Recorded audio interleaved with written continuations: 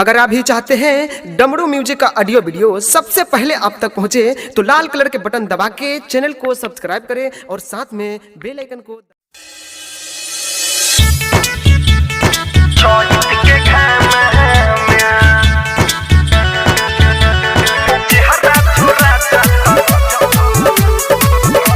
Music by गौरव रोशन।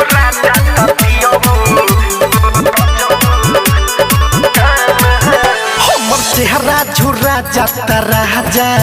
देखो चौहित के घाम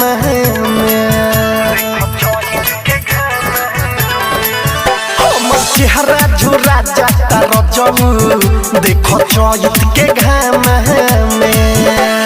चुअता गोर गोर पसेना तनी पोछो न जामे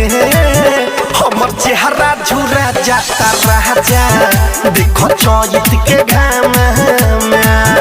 हमर चेहरा झुरा जाता रजऊ देखो चौहित के घाम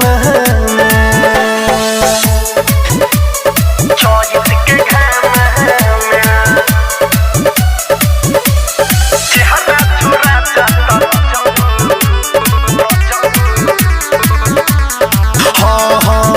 बहे पूरवैया हमर चरता बेचैन तब तोरा साथे खेत में करता निकाम बहे पूरवैया देह के चरता बेचैन तब तोरा साथे खेत में करता निकाम भूल गईनी छता जवन टंगले सुन रही नुखाम हमर चेहरा झुरा जाता रजऊ देखो चौहित के घाम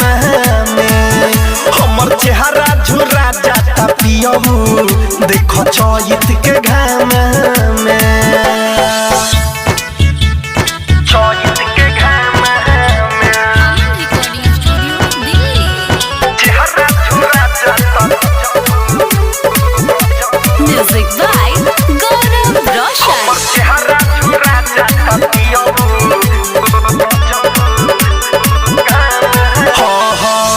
रतन रतने सतनी बुझ हमर दुख आर के राख ना तो लाग जाइलू कहो एहो प्रकाश पारवाना तनी बुझ हमर दुख आर के राख ना तो लाग जाइलू कहो लागल बाटे पियास पानी नइखे डरामा में हमर चेहरा झुरा जाता राजा देखो चौहित के घाम हमर चेहरा झुरा जाता पियऊ देखो चौहित के घाम